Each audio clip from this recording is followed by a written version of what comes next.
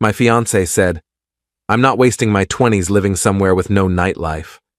I just nodded. Fair enough. 2 months later, she saw my name trending. The startup I moved to that dead city for had just gone public. Her message started with, "Can we talk?" But the real shock came when I'm Jake, 29 years old, and up until 8 months ago, I was engaged to someone I thought was my forever person. Her name's Emily. We'd been together for 4 years, engaged for 1. We met through mutual friends in San Francisco, both of us working in tech, both of us grinding at mid-level positions, both of us dreaming about making it big someday. The issue started about a year ago when I got approached by a recruiter. Small startup, early stage, but the opportunity was insane. They were offering me a senior engineering role with serious equity, like 0.8% of the company. The catch? They were based in Austin, Texas. Not exactly a dead city, but Emily had a very specific vision of what her 20s should look like, and Austin wasn't it. I remember the night I told her about the offer. We were in our tiny one-bedroom apartment in the Mission District, eating Thai takeout on our second-hand couch. I'd been sitting on the news for 2 days, trying to figure out how to bring it up. "So I got contacted about a job opportunity," I said, keeping my tone casual. She looked up from her pad thai. "Yeah? Another recruiter trying to poach you?" "Kind of. It's a startup. Really early stage, but the role is incredible. They want me to lead the entire back-end infrastructure." "That sounds amazing." She smiled. "What's the company?" "It's called Apex Analytics. They're doing AI-driven data processing for enterprise clients. The tech is legitimately revolutionary. I've looked at their patents and their initial product demos. But here's the thing. They're based in Austin." Her smile disappeared instantly. "Austin? As in Texas?" "Yeah. Jake, we've talked about this. I'm not moving out of the Bay Area. My entire career is here. My friends are here. Everything I want to do is here." I'd expected this reaction, but it still stung. "Emily, this is a massive opportunity. The equity alone could set us up for life if this thing takes off." If being the key word. You know how many startups fail? And you want me to give up my life in San Francisco to gamble on some company in Austin? What am I supposed to do there? There's no nightlife, no culture, nothing. Austin has plenty of culture. And nightlife. She rolled her eyes. "It's not the same. I'm 27 years old. I'm not ready to settle down in some suburban tech bro city. I want to actually live." We argued for 2 hours that night. I tried to explain the opportunity, the equity, the role, the fact that the founders had already raised $15 million in Series A funding and had massive institutional investors backing them. She kept coming back to the same point. She wasn't wasting her 20s living somewhere boring. The conversation came up again the next week, and the week after that. Each time it got more heated. Finally, about a month after the initial offer, we were sitting in a coffee shop near her office when she gave me an ultimatum.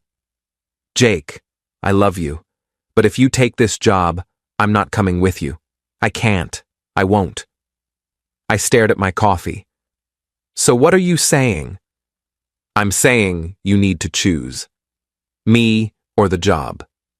That's not fair, Emily. You're asking me to give up a career-defining opportunity. And you're asking me to give up my entire life." We sat in silence for what felt like forever. Finally, I said, "What if I turn it down? What if I stay here? Then we keep building our life together. We get married next year like we planned. We figure it out. And I resent you for the rest of my life for making me give up this chance." Her face hardened. "Then I guess you have your answer." We officially ended things 2 weeks later. It wasn't dramatic. No screaming, no throwing things. We just sat down one evening and admitted it wasn't going to work. She gave me back the ring. I moved my stuff out over the following weekend. By mid-March, I was on a flight to Austin with 2 suitcases and a job offer that terrified and excited me in equal measure. The first month in Austin was brutal. I didn't know anyone. I was working 80-hour weeks trying to build out the infrastructure for Apex Analytics. I lived in a bare-bones apartment with no furniture except a mattress on the floor and a desk I'd bought from IKEA. I ate tacos from food trucks for most meals because I was too exhausted to cook.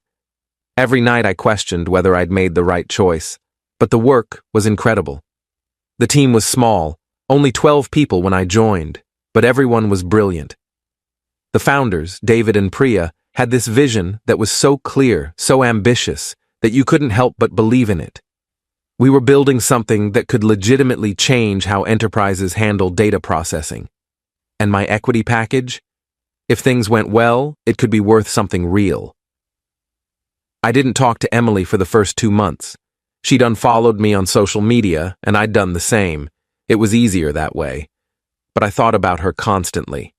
I wondered if she was dating anyone new, if she regretted how things ended, if she ever thought about me. Around month 3, things started clicking at work. We landed our first major client, a Fortune 500 company that signed a $2 million annual contract. Then another, then another. By June, we were processing over 50 billion data points per day. David started talking about going public earlier than expected. The board was pushing for it. The market conditions were right. I still didn't reach out to Emily. Part of me wanted to. Part of me wanted to tell her that I was doing okay, that Austin wasn't the wasteland she'd imagined, that I was actually happy. But I didn't. I figured she'd moved on, and maybe I needed to as well. Update 1.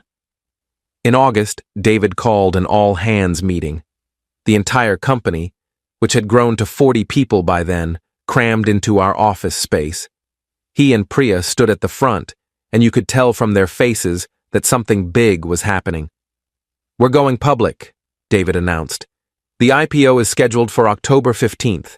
We've priced the shares at $24, and early projections show we could open significantly higher." The room erupted. People were hugging, crying, losing their minds. I just sat there, doing the math in my head. I owned 0.8% of the company. If we went public at the valuation the bankers were projecting, my shares would be worth roughly $8 million on paper. Even after lockup periods and taxes, I was looking at life-changing money. I called my parents that night. My mom cried. My dad kept saying, "I'm so proud of you, son." It felt surreal. 6 months ago, I'd been sleeping on a mattress on the floor, questioning everything.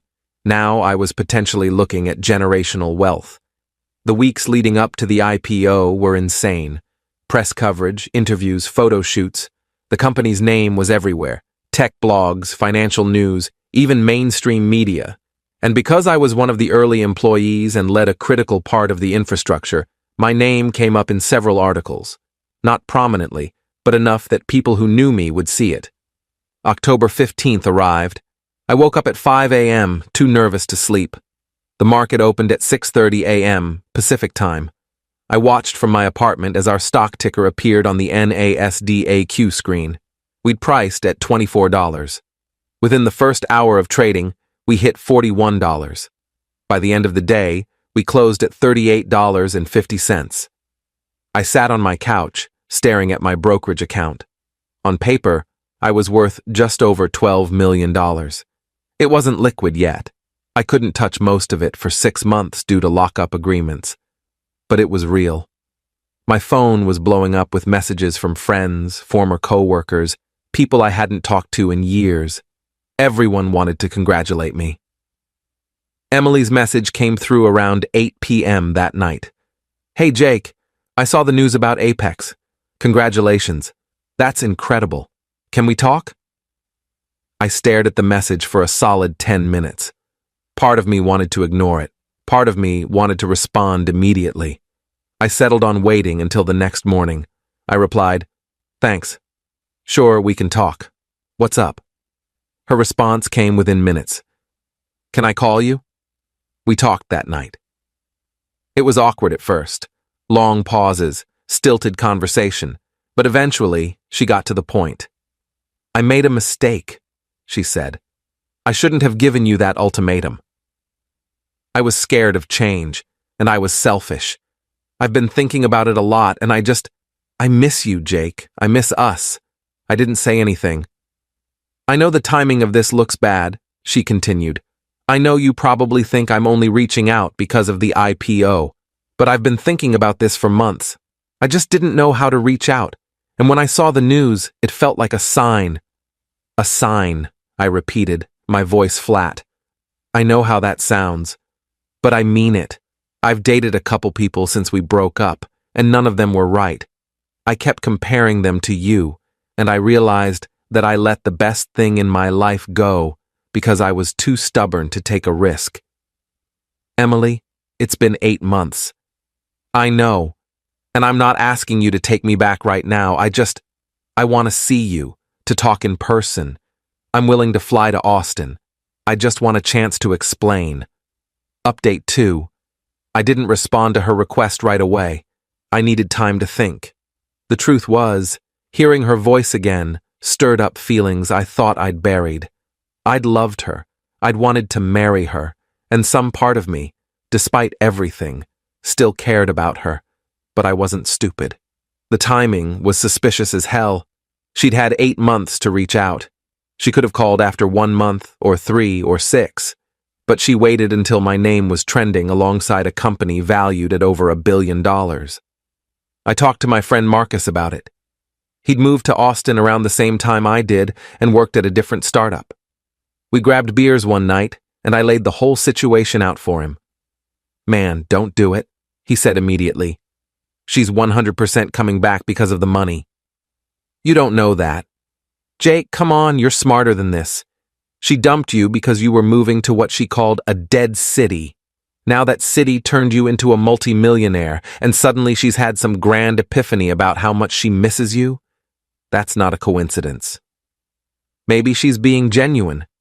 Maybe she really did realize she made a mistake. Marcus gave me a look. And maybe I'm going to win the lottery tomorrow. Listen, if you want to hear her out, that's your call. But go in with your eyes open. Don't let nostalgia cloud your judgment. I thought about it for another week. Finally, I texted Emily back. Okay, you can fly out, but I'm not making any promises. She arrived the following Saturday. I picked her up from the airport, and the second I saw her walking out of the terminal, my chest tightened. She looked exactly the same long brown hair, same smile, same way of walking. We hugged awkwardly, and I drove us to a coffee shop downtown. We talked for 3 hours. She apologized repeatedly, said she'd been immature, that she'd prioritized the wrong things, that she'd spent the last 8 months regretting her decision. She told me about the guys she'd dated. One worked in finance, another was a product manager at Google. Neither of them worked out. She said she kept thinking about me. I don't expect you to forgive me overnight, she said, but I'm willing to do whatever it takes. I'll move to Austin. I'll quit my job. I'll start over. I just want another chance. I wanted to believe her. I really did. But something felt off. Maybe it was the way she kept glancing at my watch, a new Rolex I'd bought myself after the IPO, or the way she casually asked about my apartment, my car, my plans for the money. Small things, but they added up. Emily, can I ask you something? Of course. If Apex hadn't gone public, would you have reached out? She hesitated, just for a second, but I saw it. I don't know. Maybe not this soon, but I would have eventually. That's not reassuring. Jake, I'm being honest. Yes, seeing the news made me realize what I'd lost, but that doesn't mean my feelings aren't real. We left things ambiguous that day. She flew back to San Francisco, and we agreed to keep talking. Over the next few weeks, we texted almost every day. She started sending me photos of Austin apartments she was looking at, talking about job opportunities there, making plans. Part of me wanted to believe this could work. Update 3. The turning point came about a month later. Emily had flown out to Austin again, and we'd spent the weekend together. It felt good, familiar. We went out to dinner, walked around the city, even kissed for the first time since the breakup. I was starting to think maybe Marcus had been wrong. Maybe she really had changed. On Sunday night, we were back at my apartment. She'd had a few glasses of wine and was more relaxed than I'd seen her all weekend. We were sitting on the couch, talking about the future, when she said something that made my blood run cold. You know, I've been thinking about the wedding. If we get back together, we should do it soon. Like within the next 6 months. I don't want to wait. That's pretty fast, I said carefully. I know, but we've already wasted so much time. And besides. She paused, then smiled. Once we're married, it'll be easier to combine finances, make joint decisions about investments. My financial advisor said, Wait, your financial advisor? She blinked. Yeah, I started working with one a few weeks ago. She's helping me plan for the future. And you've been discussing my finances with her? Well, not yours specifically, but I mentioned that we were potentially getting back together, and she gave me some advice about how to approach things. I felt like I'd been punched in the stomach. Emily, we're not even officially back together, and you're already talking to a financial advisor about my money? That's not... Jake, you're twisting this. I'm just trying to be smart. If we're going to build a life together, we need to think about these things. We've been talking for a month. You've visited twice, and you're already planning how to access my assets. Her face flushed. That's not fair. I'm not some gold digger. I make good money on my own. Then why are you in such a rush to get married? Why are you talking to financial advisors about our money when there is no our yet? She stood up, angry now. Because I love you, Jake. Because I want to build a future with you. I'm sorry if that makes me sound opportunistic, but I'm trying to be practical. Practical would be taking things slow. Practical would be rebuilding trust over time. What you're doing is planning a financial merger. We fought for another hour. She cried, said I was being paranoid, that I'd changed and become cold. Eventually, she left. I drove her to her hotel in silence, and she flew back to San Francisco the next morning. I didn't hear from her for 2 days. Then I got a long text message. It was partially an apology, partially a justification, but the key line was this. I think we want different things right now. Maybe we're just in different places in our lives. I didn't respond. I was done. Final update. It's been 4 months since that last conversation. Emily texted me once around the holidays, a generic Merry Christmas message. I replied with the same and left it at that. I heard through mutual friends that she's dating someone new, a guy who works at a hedge fund in San Francisco. Good for her. As for me, I'm doing great. The lockup period on my shares ended, and I've started selling them in tranches. After taxes, I'm sitting on about $7 million liquid. I bought a house in Austin, invested a chunk of the money, and I'm taking my time figuring out what's next. I'm still at Apex, but I've transitioned to a less intense role. I'm traveling more, seeing friends, living the life I want. The weird part is that I don't feel angry at Emily anymore. I did for a while, but now I just feel relieved. Relieved that I saw who she really was before making a huge mistake. Relieved that I trusted my gut and moved to Austin.